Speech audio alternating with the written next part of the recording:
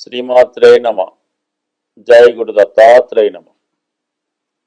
ఈ వీడియోలో మనం ఫిబ్రవరి 23 నుంచి ఏప్రిల్ 2వ తారీఖు మధ్యలో, అంటే సుమారుగా ఒక 39 రోజులు 40 రోజుల పాటు కుంభరాశిలో రాహు కుజ గ్రహాలు కలిసి సంచరించడం జరుగుతుంది. అయితే ఈ రెండు గ్రహాలతో పాటు ఒక బుధ శుక్ర రవి కూడా కొంతకాలం పాటు సంచరించడం జరుగుతుంది. అయితే ప్రధానంగా ఈ కుంభరాశిలో రాహు అన్నది స్వక్షేత్రం. అక్కడ ఈ సంవత్సరం అంతా డిసెంబరు నెలాఖరు వరకు అటు ఇటుగా రాహు కుంభరాశిలో సంచరిస్తూ ఉంటాడు. అయితే రాహుతో ఏ గ్రహం కలిసినా కూడా ఆ గ్రహ కారకత్వాల్ని రాహు స్వీకరించి తను ఇవ్వడం చేస్తూ ఉంటాడు. సో ఆ కారణం వల్ల ఏంటంటే, మరి ఈ కుజుడు స్వభావసిద్ధంగా తీక్షణ గ్రహం, చాలా తీవ్రమైనటువంటి గ్రహం. అటువంటి కుజుడు మరి రాహుతో కలిసి ఉండడం వల్ల ఈ రాబోయే 40 రోజుల్లో కుజుని యొక్క కారకత్వాలు చాలా వరకు ఇబ్బంది పడడం జరుగుతూ ఉంటుంది. అంటే కుజుడు సంబంధించినటువంటి వరకు ఏంటంటే, సాధారణంగా వివాహ జీవితంలో ఉన్నటువంటి సమస్యలు, స్త్రీలకి భర్త యొక్క నడవడిక, భర్త యొక్క ఆరోగ్యం, యోగక్షేమాలు, అలాగే మిగతా వారికి ప్రమాదకరమైనటువంటి ప్రమాదాలు, అలాగే అన్నదమ్ములతో ఆస్తి సంబంధించినటువంటి విభేదాలు, అలాగే ప్రభుత్వ ఉద్యోగులకి ముఖ్యంగా ఈ పోలీస్ డిపార్ట్మెంటు, ఇన్కమ్ ట్యాక్స్, అంటే ఎవరైతే ఉత్సాహంగా అవుట్డోర్ వర్క్ చేస్తుంటారో యూనిఫామ్ వేసుకొని, వాళ్ళందరికీ కూడా కొంతవరకు ఈ అపకీర్తి, ఇబ్బందులు రావడం, ఉద్యోగపరమైన సమస్యలు రావడం జరుగుతుంటుంది. కొన్ని సందర్భాల్లో న్యాయ వ్యవస్థ మీద, లా అండ్ ఆర్డర్ మీద ఇబ్బంది కలుగుతూ ఉంటుంది. వాటి మీద తిరుగుబాటు చేయడం, ప్రభుత్వ విధానాలకి వ్యతిరేకంగా ప్రవర్తించడం, అలాగే సాధారణంగా వ్యక్తుల్లో నీతి నశిస్తూ ఉంటుంది, అవినీతి పరంగా వెళ్తూ ఉంటుంది. ఎవరైతే సన్మార్గంలో వెళ్తున్నారో వాళ్ళు ఇబ్బంది పడుతుంటారు. అలాగే దుర్మార్గంగా, అలాగే దారుణంగా రౌడీయిజం చేస్తూ, ఇతరుల ఆస్తి దోచుకుంటూ, ఇతరులకు ఇబ్బంది కలుగుతున్న వాళ్ళకి ఈ సమయంలో వాళ్ళకు అనుకూలంగా కొన్ని గ్రహాలు, ఈ రాహుగ్రహం పనిచేయడం జరుగుతూ ఉంటుంది. బట్ ఏదైనా రాహుతో ఏ గ్రహం కలిసినా ఆ గ్రహానికి సంబంధించినటువంటి కారకత్వాలు ఇబ్బంది పడడం జరుగుతూ ఉంటుంది. అలాగే ఒకరి జన్మజాతకం అనుకుందాం ఉదాహరణకి, ఈ రాహుతో కుజుడు కలిశాడు అంటే, స్త్రీల యొక్క జాతకం అయితే భర్త గారికి ఇబ్బంది కలగడం కానీ, నష్టం కలగడం కానీ, వ్యసనాలు పాలవడం కానీ జరుగుతూ ఉంటుంది. అదే శుక్రుడు రాహుతో కలిస్తే మగవారి జాతకంలో భార్యకి అనారోగ్యం కానీ, ధన నష్టం కానీ జరుగుతూ ఉంటుంది. అలాగే జాతకుడు నైతికంగా వ్యభిచార యోగం చేయడం, ఇతరుల మీద వ్యామోహం పెంచుకోవడం, ఈ విధంగా జరుగుతుంటుంది. బుధుడు రాహుతో కలిసినప్పుడు మరి జాతకుడు అన్యాయ మార్గంలో ధనం సంపాదించే ప్రయత్నం చేస్తుంటాడు. అలాగే బ్లాక్ మార్కెట్ చేయడం, డాక్యుమెంట్స్ తారుమారు చేయడం, ఫేక్ డాక్యుమెంట్లతో రుణాలు స్వీకరించడం, ఈ విధంగా ప్రజల్ని మాయ చేస్తూ ధనార్జన చేయడం జరుగుతూ ఉంటుంది. ఇక రవి కలిసినప్పుడు కొంతవరకు వ్యక్తిగతంగా ఆరోగ్యం దెబ్బతింటూ ఉంటుంది, మంచి నేమ్ అండ్ ఫేమ్కి దెబ్బ తగులుతూ ఉంటుంది. అందువల్లనే ఈ గ్రహణం ఏర్పడినప్పుడు ఏ రాశిలో గ్రహణం ఏర్పడితే ఆ రాశికి పరిహారం చేయడం జరుగుతూ ఉంటుంది.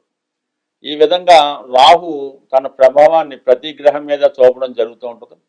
ప్రస్తుతం ప్రధానంగా ఈ కుజుడికి రాహుకి ఇప్పుడు ఏర్పడినటువంటి సంయోగం ఇంచుమించుగా మనకి ఏప్రిల్ 2వ తారీఖు వరకు ఉంటుంది. కాబట్టి అప్పటి వరకు ఏ రాశి వారు ఎటువంటి జాగ్రత్తలు తీసుకోవాలి, వారికి వచ్చినటువంటి సమస్యల్ని ఏ విధంగా సాల్వ్ చేసుకోవాలి అన్నది మనం ఈ వీడియోలో పరిశీలించే ప్రయత్నం చేద్దాం. అయితే ఈ ప్రారంభంలో, అంటే ఫిబ్రవరి 23 నుంచి ఏర్పడినటువంటి ఈ పంచగ్రహ కూటమిలో మనకి ప్రధానంగా మనం రెండే తీసుకున్నాం. అయితే మిగతా గ్రహాలు కూడా ఆ ప్రభావం అది ఉంటుంది. అయితే మిగతా గ్రహాల మీద రాహు యొక్క ప్రభావం ఉంటుంది తప్ప రాహు మీద ఈ గ్రహాలు ఏమీ చేయలేవు. రాహు తన పని తాను చేసుకెళ్ళిపోతుంటాడు. అయితే ప్రధానంగా ఏమైందంటే గురువు యొక్క దృష్టి, మిథున రాశిలో ఉన్నటువంటి గురువు యొక్క దృష్టి ఈ కుంభరాశి మీద పడటం వల్ల ఏంటంటే చాలా వరకు వీటి యొక్క తీవ్రత తగ్గుతూ ఉంటుంది. చాలా వరకు మరీ ప్రమాదం రాకుండా చిన్న చిన్న సమస్యలతో పరిష్కారం అవడం జరుగుతూ ఉంటుంది. అయితే ఇది అందరికీ జరుగుతుందంటే కంపల్సరీగా కాదు. ఎవరైతే ఈ ఇబ్బందులు వచ్చినప్పుడు భగవంతుని యొక్క పూజా కార్యక్రమాలు కానీ పరిహారాలు కానీ లేదు భగవంతుణ్ణి గట్టిగా నమ్ముతారో వారు మాత్రం ఖచ్చితంగా ఈ సమస్యల నుంచి బయటపడడం జరుగుతూ ఉంటుంది. బట్ ఏదైనప్పటికీ కూడా ఈ కుజుడు రాహు యొక్క కలయిక కొంతవరకు దేశ గోచారం మీద ప్రభావం చూపుతుంటుంది. పెద్ద పెద్ద ప్రమాదాలు యాక్సిడెంట్లు జరుగుతుంటాయి. ప్రభుత్వాలకు కూడా ఇబ్బంది కలిగే అవకాశం ఉంటుంది. స్వస్తి. ఏదైనా జాతకంలో నడుస్తున్నటువంటి దశలు అంతర్దశలే ప్రధానం. గోచార రీత్యా అష్టమ శని వచ్చినా ఏలినాటి శని వచ్చినా రాహు ప్రభావం ఉన్నా జాతకుడు తన చర్యల ద్వారా తన నడవడిక ద్వారా ప్రవర్తన ద్వారా కంప్లీట్గా గోచారంలో వచ్చే నష్టాలని ఇబ్బందుల్ని తొలగించుకోవచ్చు. లేని పక్షంలో దైవ బలంతో కూడా గోచారాన్ని తిప్పికొట్టి మంచి ఫలితాలుగా మార్చుకోవచ్చు. అందువల్ల గోచారం గురించి పెద్దగా ఇబ్బంది పడక్కర్లేదు. మనం ఇప్పుడు చెప్పినటువంటి వీడియోలో ఈ రాహు కుజుల కలయిక అన్నది కేవలం గోచారం ఫలితం మాత్రమే. ఇది కేవలం ఒక 43 రోజులు 45 రోజులు ఉంటుంది. దీన్ని కంప్లీట్గా ఆ సమయంలో మీరు తగు జాగ్రత్తలు తీసుకోవడం వల్ల దాన్ని ఇంకా మనం పాజిటివ్గా కూడా మార్చుకోవచ్చు. ప్రధానంగా రాహుగ్రహానికి ఇప్పుడు రాహువే జాతకుని ఇబ్బంది పెడుతుంటాడు, ప్రలోభ పెడుతుంటాడు, నష్టపరుస్తుంటాడు. కొన్ని సందర్భాల్లో అఖండ ఐశ్వర్యాన్ని కూడా ఇస్తుంటాడు. రాహుకి అధిదేవతగా దుర్గాదేవి ఉంటుంది కాబట్టి కంప్లీట్గా జాతకుడు వారి వారి స్థాయిని బట్టి అమ్మవారికి దుర్గా అమ్మవారికి శుక్రవారం రోజు కుంకుమార్చన చేయడం, వీలైతే నిమ్మకాయల దండ వేయడం, ఇంకా తీవ్రత ఎక్కువగా ఉంటే అమ్మవారికి ఒకసారి చండీ హోమం చేయించుకోవడం, నిరంతరం దుర్గా అష్టోత్తరం చదువుకోవడం, ఇంకా సమస్యలు ఎక్కువగా ఉన్నాయి, గండాలు లాంటివి ఉన్నాయి, పోలీస్ కేసులు ఉన్నాయనుకుంటే దేవి ఖడ్గమాల అనే స్తోత్రాన్ని పారాయణ చేయడం వల్ల, ఇంకా సాత్వికంగా ఇంకా పైకి రావాలనుకుంటే లలితా సహస్రనామ పారాయణ ద్వారా కంప్లీట్గా అమ్మవారిని ప్రసన్నం చేసుకోవచ్చు. అమ్మవారు ప్రసన్నం చేసుకుంటే రాహు ప్రసన్నం అవుతాడు. రాహు అనుగ్రహించాడంటే చాలా అఖండ ఐశ్వర్యం అనమాట. జాతకుని ఎక్కడికో తీసుకెళ్ళి కూర్చోబెట్టడం జరుగుతూ ఉంటుంది. కాబట్టి కంప్లీట్గా ఏదైనా మనసా వాచ కర్మణ ఆరాధించవలసి ఉంటుంది. కంప్లీట్గా మీరు అమ్మవారి ఆరాధన ద్వారా అప్పుడప్పుడు వీలైతే మీరు ఏ ఊరు వెళ్ళినా ఏ కార్యక్రమానికి వెళ్ళినా అక్కడ ఉన్నటువంటి అమ్మవారిని కంప్లీట్గా దర్శించుకోవాల్సి ఉంటుంది. అది గ్రామ దేవత అయినా ప్రధాన దేవత అయినా మాత్రం మీరు ఏ ఊరు వెళ్ళినా అక్కడ చూడవలసి ఉంటుంది. ప్రధానంగా మీరు ఎక్కడైతే జన్మించారో ఆ ప్రాంతంలో ఉన్నటువంటి గ్రామ దేవతని కంప్లీట్గా పూజ చేసుకోవాల్సింది. అంటే అమ్మవారు అన్ని రూపాల్లో ఉంటుంది కాబట్టి ప్రధానంగా గ్రామ దేవత ఇంపార్టెంట్. అలాగే మీ పట్టణంలో సమీపంలో ఉన్నటువంటి పెద్ద ఆలయాలు అంటే విజయవాడ, శ్రీశైలం ఇటువంటి క్షేత్రాలు కంపల్సరీగా దర్శించడం వల్ల మీకు ఉన్నటువంటి ఎటువంటి సమస్య అయినా పరిష్కారం అవుతుంది. గోచార రీత్యా వచ్చే సమస్య మాత్రం 100% పరిష్కారం అవుతుంది. ఇప్పుడు రాహు వల్ల వచ్చేది అమ్మవారి వల్ల. ఇక కుజుడు వల్ల వచ్చే సమస్య అన్నది ఆంజనేయ స్వామి ద్వారా, సుబ్రహ్మణ్య స్వామి ద్వారా, అంటే సంతాన సంబంధించిన విషయాలు, వివాహానికి సంబంధించిన విషయాలు, సుబ్రహ్మణ్య స్వామి వారి ఆరాధన వల్ల అంటే మంగళవారం సుబ్రహ్మణ్య స్వామి వారికి చెరుకు రసం, తేనె, పానకం లాంటి వాటిలో అభిషేకం చేయడం వల్ల సుబ్రహ్మణ్య స్వామి ప్రసన్నుడు అవడం జరుగుతూ ఉంటుంది.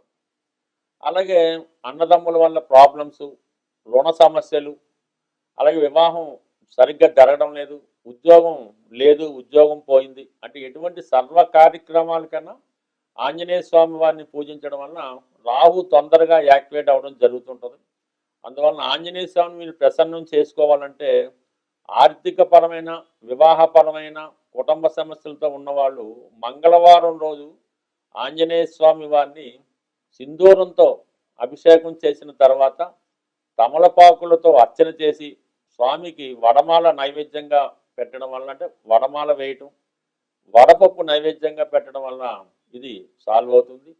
ఉద్యోగపరమైనటువంటి సమస్యలకు మాత్రం కంప్లీట్గా శనివారం రోజు స్వామికి సింధూరంతో అభిషేకం చేసి దాని తర్వాత తమలపాకులతో అర్చన చేసి దాని తర్వాత స్వామికి పులిహార నైవేద్యం పెట్టడం వల్ల కానీ గారెలు నైవేద్యంగా పెట్టడం వల్ల కంప్లీట్గా మీ యొక్క సమస్య అన్నది పరిష్కారం అవుతుంది. ఇది కొంతవరకు సాధారణ వ్యక్తులు చేసుకునే సమస్యలు. ఇంకా మనం చేసుకోగలమంటే మాత్రం మరి రామాయణంలో ఉన్నటువంటి సుందరకాండ పారాయణ చేయడం ద్వారా కుజుడి యొక్క సమస్య కంప్లీట్గా సాల్వ్ అవుతుంది. బట్ ఏదైనా ఇప్పుడు కుజ రాహుల గురించి మనం మాట్లాడుకున్నాం కాబట్టి అటు అమ్మవారికి, అటు ఆంజనేయ స్వామి వారికి, మరి సుబ్రహ్మణ్య స్వామి వారికి, అలాగే రాహుకి రెమెడీ చేయనప్పుడు కేతువు కూడా చేయవలసి ఉంటుంది కాబట్టి ఆంజనేయ స్వామి వారికి ఈ నిరంతరం రోజు చేసుకునేవే. అయితే పర్టికులర్గా కొంత ఎక్స్ట్రాగా చేయడం వల్ల ఏంటంటే ఆ గ్రహాలు ప్రత్యేకంగా అవి అందడం వల్ల ఆ గ్రహాలు పరిహారం అయి మనకి మంచి ఎనర్జీని ఇవ్వడం జరుగుతూ ఉంటుంది.